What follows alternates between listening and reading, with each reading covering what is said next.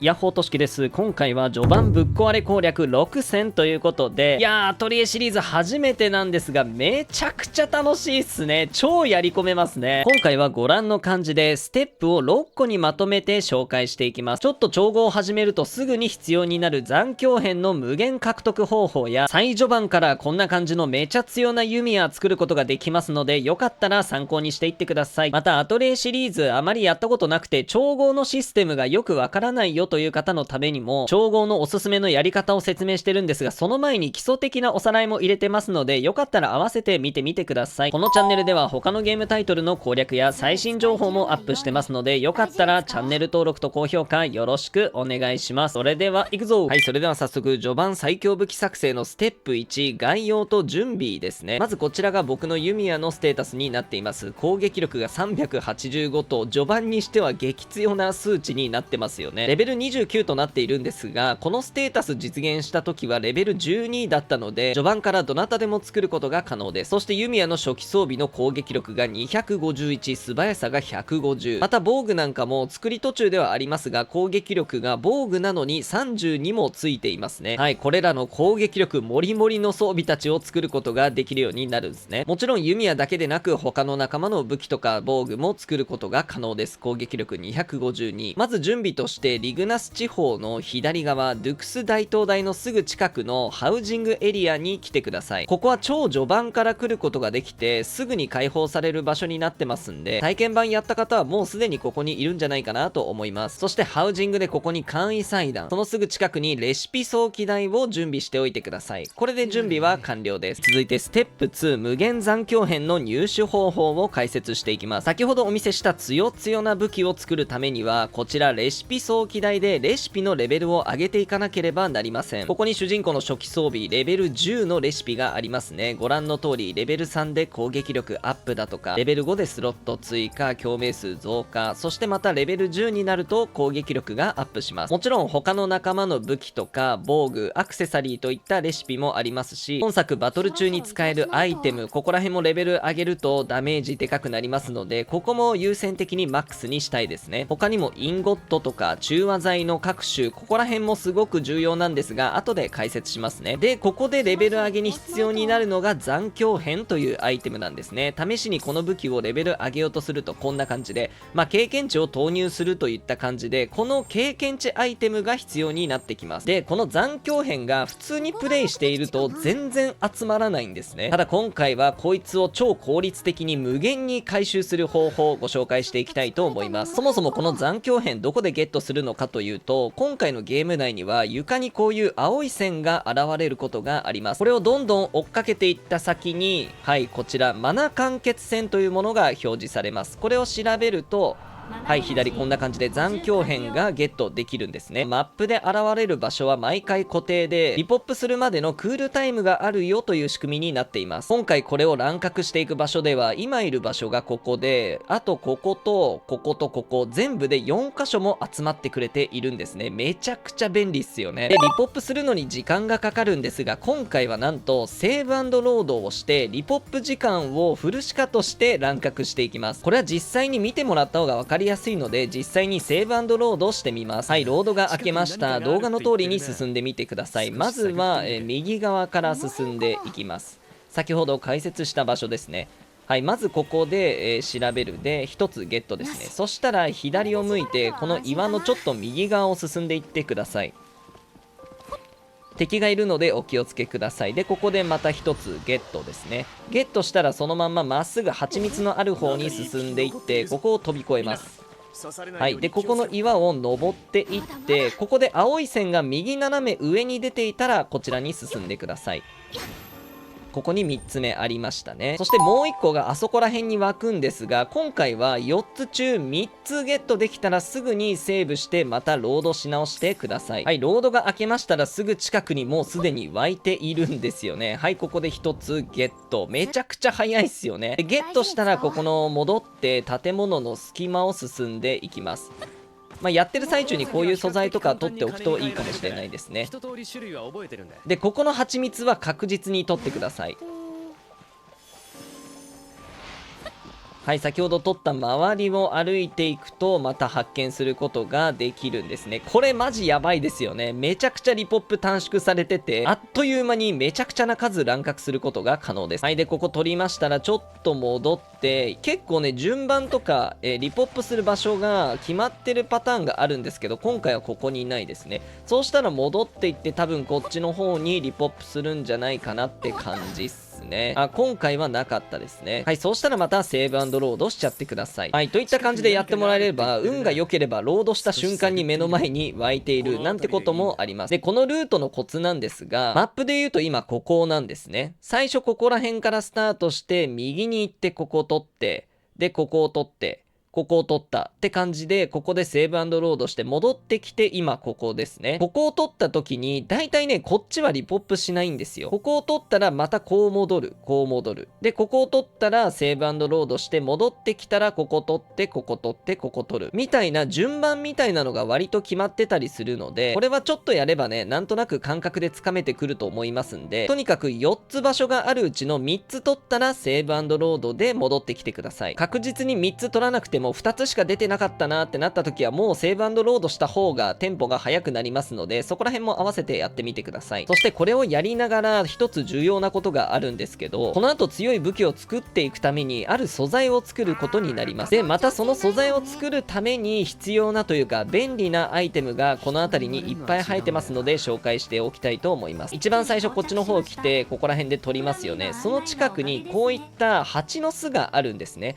これは必ずゲットしましょう。蜂の巣とハニーアントをゲットすることができます。さっきのルートで言えば続いてこちらに行きますよね。はい、でここでマナ完結戦取ったとして、すぐ近くにここにも生えています。はい、こんな感じでもう一個進んでいくと、ここはね取る取らないは皆さんにお任せしますが、ここにも1個、この残響編集会と合わせて蜂の巣も絶対にゲットしておいてください。はい、ということで残響編乱獲してきましたら、こういったレシピを解放した後にレベルを上げていく、こんなもんどんどんレベル上げていくことができますんで、もうめちゃくちゃ楽しいですね。目星をつけるとしたら、主人公や仲間の武器と防具、アクセサリーといった装備系ですね。また戦闘で使える各種アイテムと、こちら中和剤4種類と、あとインゴット、これがねめちゃくちゃ重要です。先に言ってしまうと、こいつが攻撃力を上げてくれる素材になりますんで、こいつはマストでレベル10にしてください。はい、といった感じでめちゃくちゃ簡単に残響編無限に乱獲できますので、ぜひやってみてください。続いてステップ3、おすすめのスキル振り順やってみたいと思います。先ほどの無限残響編の入手方法でゲットしてレベルをどんどん上げていっても、途中で残響編のランクが低かったり数が少なくて、どうだろうな、レベル6、7ぐらいからきつくなってくると思うんですね。そうしたら弓矢のスキルツリーに行きましょう。調合という欄のそのまんま下に行くと、残響編変換というものがあります。ここの縦のルートを進んでいくと、ここ残響編採取1、入手できる量と種類が増える。ここを解放することによってぐっとレベル上げやすくなりますので、これやってみてください。僕みたいに全てのレシピのレベルをマックスにしようとしなければ、ここを解放した段階で武器とかアイテムぐらいだったらレベルマックスは全然いけると思います。ただもっと効率を良くするんだったら、一番下採取2、採取1から採取2に上げるだけで一気に残響編の効率が上がりますので、ここは一つ覚えておくといいでしょう。続いて探索ですが、一番左のルートですね。入手できる素材のランクがどんどん上がっていきます。素材のランクが上がると一気に調合が簡単になっていきますので、ここはね解放していきたいですね。そして最後戦闘、皆さんもうお分かりかもしれませんが、ジャストカウンターをアンロックした後右に進むと、観察眼1、戦闘勝利時に珍しいアイテムが手に入る確率が上がる。そのまま右に進んで観察眼2、観察眼3、ここを進んでいけば敵モンスター倒した後の珍しいアイテムゲット確率上がっていきますんで、めちゃくちゃ効率が上がります。他にも経験値が上がるとかあるんですけど、今作ね結構レベル上がりやすいので、そこまで恩恵は最初のうちはないかなと思いますね。で調合に戻ってきまして、右の列ですね、品質をどんどん上げていくことができるルートなんですが、ここアイテムリビルドができるようになる。これはマストで解放しておいてください。この後の内容も含めると、残響編関連のここを進めていくよりも先にアイテムリビルドを解放してください。ステップ4、スキルポイントの乱獲方法を解説していきます。先ほどスキルをどんどん解放してねと言ったんですが、おいおいちょっと待ってくれよと。消費スキルポイント500とかエンハンスプリズム3とか、ここに至っては750もスキルポイントそんな持ってないよとという方もたくさんいると思いますので、今回は探索するよりもめちゃくちゃ簡単にスキルポイントを乱獲していきます。ちなみにこの消費エンハンスプリズムというのは、例えばなんですけど、今いるハウジングエリアから右下の記念の社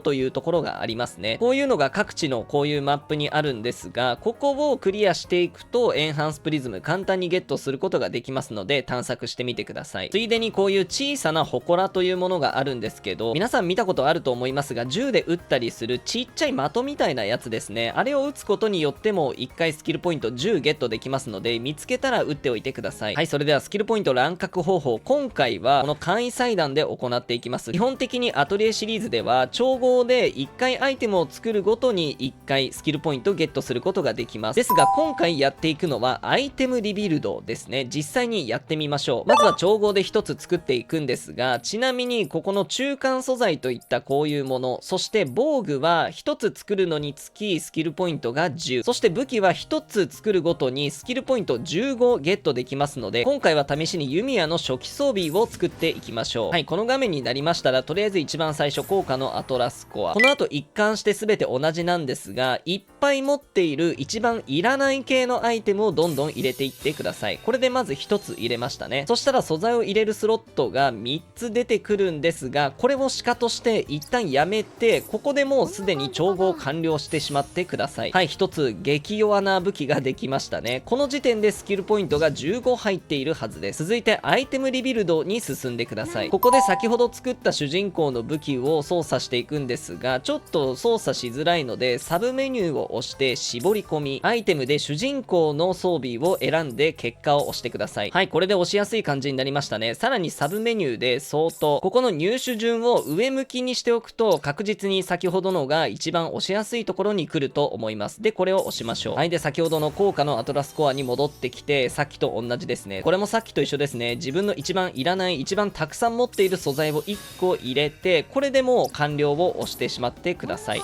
はい、この時点でまたさらにスキルポイントが15ゲットすることができます。はい、というのが今回のスキルポイント乱獲方法ですね。素材をしっかり入れて作るのではなくて、素材を1個ずつ投入していって、毎回毎回アイテムリビルドを完結させると、その度にスキルポイントゲットできるっていう仕組みなんですね。この方法でやってもらえれば、いらない素材だけ突っ込むことになりますので、全然痛くないですよね。例えばレシピのレベルが上がっていくと、次の外側のが解放されたりして、どんどん入れる場所が増えるんですね。でここもいらないものばっかり入れてしまえば、この弾1つにつきスキルポイント15ゲットできるみたいな考え方ですかね。さらにレシピレベルが高いものであれば、ここら辺のアトラスコアが追加されてると思いますんで、弓矢の初期装備であっても1つ作るだけでめちゃくちゃ何回もアイテムリビルドが可能です。このやり方に慣れてさえしまえば、1回スキルポイント15ゲットするのに20秒かからないぐらいでゲットできますんで、必要なスキルポイントが500とか750だったとしても簡単に集めることができてしまうんすね。シリーズ伝統の最初からめちゃくちゃ強い武器が作れるっていう面白さ、ワクワクしますよね。でこれは体験談というか、僕がレシピを今持ってる分だけ全部マックスにした感じの感覚からすると、最初ちょっと我慢して最終2までスキルポイント稼いでやっちゃった方がすごいレシピ上がりやすくなりましたんで、もしスキルポイント乱獲する作業が嫌でなければ、ここまでやっちゃった方が結果効率はぐんと上がります。もし主人公の装備だとか戦闘中に使えるアイテムだけレシピレベルマックスにしたいよという方であれば、採取1のみで全然大丈夫なので、ぜひこの方法を活用してスキルどんどん覚えていってください。ステップ5、調合のおすすめのやり方やってみたいと思います。今回は具体例として分かりやすく皆さん作るであろう蜂蜜ですね。先ほどの残響編無限乱獲の時に蜂の巣を集めてねと言ったんですが、それでこれを作ることができます。今回本来紹介するのは、真ん中のボタンを押すとお任せ材料投入というものがあって、ここの効果重視でやっていく方法なんですが、そもそもの調合の基礎からさらっと触ってみたいと思います。まず大体アイテム作ろうとしたら、こういったアトラスコアというものが何種類かあると思います。今回は品質上昇する効果のアトラスコア、表面範囲拡大のアトラスコア、そしてそもそも品質のみを上げるアトラスコアの3種類がある状態ですね。今回は分かりやすく表面範囲拡大のアトラスコアで始めます。はい、最初はハニーマルムというさっき集めてもらった素材を入れていただいて、この画面になりますね。アトラスコアは最初に入れた時点でもう触らないのでシカとしていただいて、今スロットと呼ばれる玉が3つ、そしてこの間に浮いているものがマナっていうんですけど、今全部で12345個ある状態ですね。今現状左下の共鳴というところが6、そしてマナが0の状態になっています。ここで試しに1つ素材を入れてみましょう。何でもいいので一番弱そうな素材を入れると共鳴が6から7に増えましたね。はい、ここのスロット1つが共鳴したよという意味になります。それでは次、もうちょっと範囲が広くなるようなもの、例えばこれですね、入れてみるとすると、次は7から8になりますね。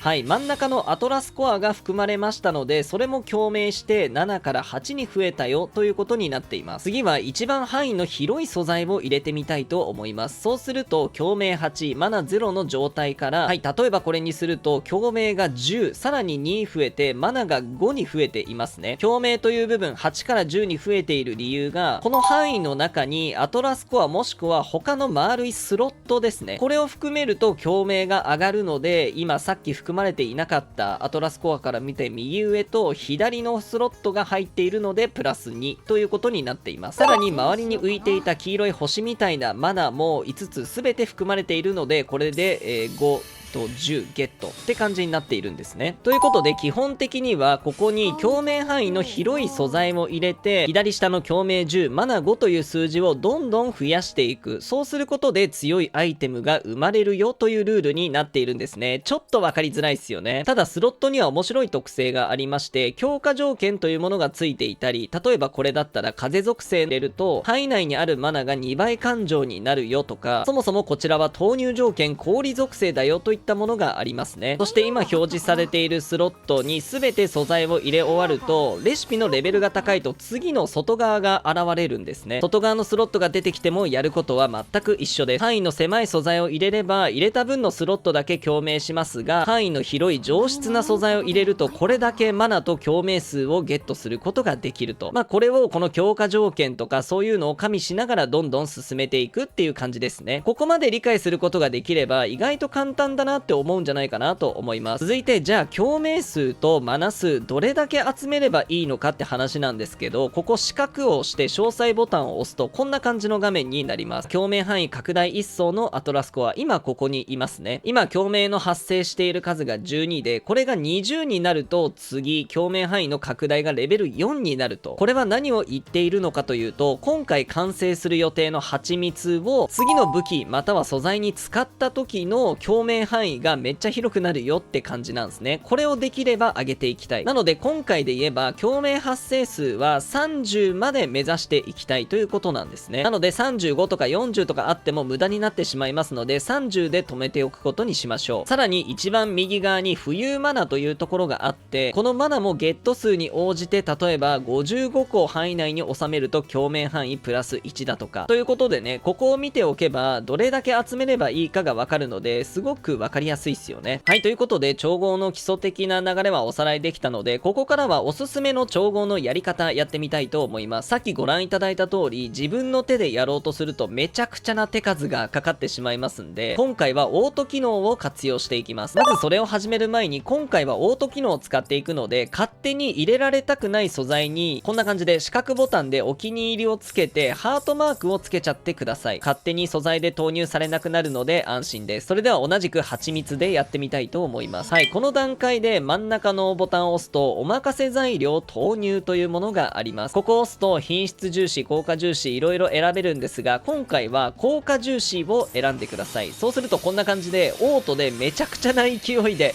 素材を入れてくれるんですよね。これめっちゃ便利なんですよね。はい、ということで3種類のアトラスコアに全てオートで素材が入った状態になっていて、ここからメンテナンスもしていきます。さっきと同じく共鳴範囲拡大のアトラスコアを見に行くと、まずは自分の入れたくない素材が入ってしまってないかチェックしてみてください。あまり高ランクのものを入れたくないよという時も多々ありますので、ここは一応チェックが必要ですね。続いて左下の数字見ていきましょう。共鳴数が29、マナが85になっていますね。先ほど確認した通り、共鳴数が30に到達するとレベル5になる。おやおやと思いますよね。あと1個共鳴さえできればレベル5になるのに非常にもったいないですね。例えばこれを入れれると共鳴数が32になってレベルがマックスになるんですが、共鳴数2の部分もなんかいらない感じしますよね。そんな時は便利な機能がありまして、三角のサブメニュー、そこからソートというところを押して一番下の共鳴範囲順を下向きに変えてください。そうすると一番上の段が共鳴範囲が広いもの、そして下に行くと共鳴範囲の狭いものに分かれてくれます。なので今回は下から行ってちょうど共鳴数30ないかなと探してありましたね。低ランクの素材でもぴったり30を作ることのできる素材発見しました。はい、これでもう十分なんですよね。ものによってはアトラスコアによって攻撃力アップとか素早さアップとか重要な能力があったりしますので、一応全部見に行っておくといいでしょう。で、これで OK になったらもう実行で作っちゃってください。はい、こうすることによってめちゃくちゃな手数をスキップすることができますんで、超簡単に作ることができるんですよね。後でも解説しますが、この蜂蜜がめちゃくちゃ有能なので、ぜひね、残響編乱獲するときは蜂の巣も一緒に乱獲してあげてください。はい、それでは最後、序盤最強武器の作り方やってみたいと思います。冒頭お話しした通り、攻撃力ガン積みの初期装備作ることができますし、ストーリー上で手に入った他の武器でももちろん防具とかアクセサリーでも可能なので、ぜひやってみてください。まず自分の作りたい武器とか防具を作る前に、こちらインゴットを30から40個用意してください。さらにその前にインゴットを作る時に便利な先ほど紹介した蜂蜜、そしてここら辺の中和剤4種類は、なるべく持っといた方がいいかなといった感じです。このあたりも無理して質のいい素材を入れる必要はないんですが、レシピレベルをマックスにしてから作るといいでしょう。そして出来上がったインゴットをなるべく使ってこの装備を作っていくという流れですね。で、このインゴットっていうのを素材に使うと発現効果に攻撃力上昇と素早さ上昇があります。これは何かというと、押せば見ることができるんですが、完成品の攻撃力がレベル ×1 上昇する。現時点でマックスレベル5なので、1個使うたびに攻撃力が5も上がるんですね。要するにインゴット使った分だけ攻撃力上がりますんで、これはね、めちゃくちゃお世話になると思います。それでは実際に蜂蜜から作っていきましょう。はい、オートで出来上がったもので、レベル5になってれば OK ですね。一応使われたくない素材が入ってないか確認しておきましょう。続いて調和剤、今回は黄色を使っていきます。ここも効果重視でやっていきましょう。この中和剤がね、めちゃくちゃ便利で、今後どんなアイテムを使っていく時も中和剤が結構キーになっていくので覚えておきましょう。中和剤も同じように四角で詳細を見てみて、浮遊マナのところを見ると、総獲得数55で共鳴範囲がプラス1されるんですね。今現段階で30なので、どっかで増やせないかなってカスタマイズしていきましょう。例えばここら辺でさっき作った蜂蜜とかも1個ぐらいだったら入れちゃっていいかな。10個作ることができてたので、これ1個使えば50に増やすことができますよね。はい、こうやって少しずつ質のいい素材を残しながら、かつ他のも作りながらって感じで作っていくと、めちゃくちゃ効率的に進めることができますね。はい、これで55なので、もうこれで OK でしょうということで調合しちゃってください。中和剤もそれぞれ5個とか6個ぐらいあれば十分なので、そんなに無理して作る必要はないですね。ではここで改めてインゴットを作っていきたいと思います。まずはお任せ材料で同じように効果重視。はい、出来上がりがこんな感じ。攻撃力上昇レベル4、素早さ上昇レベル4ですね。1ずつ上げたいなって感じっすね。攻撃力は共鳴を残り9上げればいい。浮遊マナもできれば今41なんですが、55の共鳴範囲プラス1、欲を言えば75の作成個数プラス2まで持っていきたいところ。同じようにメンテナンスしていくだけですね。例えばここに先ほど作った蜂蜜を入れれば共鳴もプラス3でマナもめっちゃ増やすことができますよね。さらに例えばここ雷属性のスロット共鳴回数が増えるので、例えばオートで入っていたこれではなくて蜂蜜でもいいんですが、さっき作った中和剤の黄色雷属性なので、もうこれやばいですよね。めっちゃ増えますよね。はい、これで共鳴数が39で30オーバーしてるのでもういいんですが、あとはマナを集めていきたいといった感じですね。ここでマナ75にするためには蜂蜜がちょうどいいかな。これで攻撃力のコアスロットは終了っすね。最悪素早さはレベル5じゃなくてもいいかなって感じですね。攻撃力をメインに上げていきましょう。ということで攻撃力レベル5の12個のインゴットを作ることができました。これを繰り返して30個40個ぐらい作っておくと便利です。そしてお待たせしました、ユミヤの初期装備作ってみたいと思います。で、ここからはお任せ材料投入は使わないようにしてください。というのもですね、ここのスロットいろいろあるんですけど、もう全部ねインゴットを突っ込んでってください。そんなに考えることはないです。とりあえずイインゴットに全部突っ込んでいけば、これだけでプラス、今攻撃力が45に上昇しました。1個につき5上がるので、次は50に上昇するはずです。はい、攻撃力が50に上昇しました。はい、じゃんじゃんインゴット入れて攻撃力高めていきましょう。範囲も広いんでね、インゴットめっちゃ便利なんですよね。はい、といった感じで、あとはもう省略するんですが、全部にインゴットどんどん突っ込んでってください。これをするだけで攻撃力激強な武器を作ることができます。はい、そんなこんなでインゴットできるだけ突っ込んで出来上がったのがこちら。攻撃力230激ヤバですね。初期装備なのにマジヤバいっすよね。このインゴットは防具とかアクセサリーにも使うことができますので、本来攻撃力が0なのに、こちらも結構攻撃力高めることができます。はい、ということで初期マップにいる敵、こういうやつだったらマジでね、ほぼ一瞬で戦闘が終わるぐらいの火力にはなってますんで、めちゃくちゃサクサク進めることができます。ぜひね、最初から楽をしたいよという方は、この方法で最強の初期装備作ってみてください。はい、ということでいかがだったでしょうか。序盤ぶっ壊れ攻略6戦でしたが、本当にね、この残響編無限でゲットはできるんですが、ゲームバランス崩壊する可能性がありますので、皆さん自己責任のもと適度な感じでやってみてください。今後もユミヤのアトリエの動画どんどん出していきたいと思いますので、よかったらチャンネル登録と高評価よろしくお願いします。以上、としきでした。さようなら、バイバーイ。草むしりをさせられてたからな。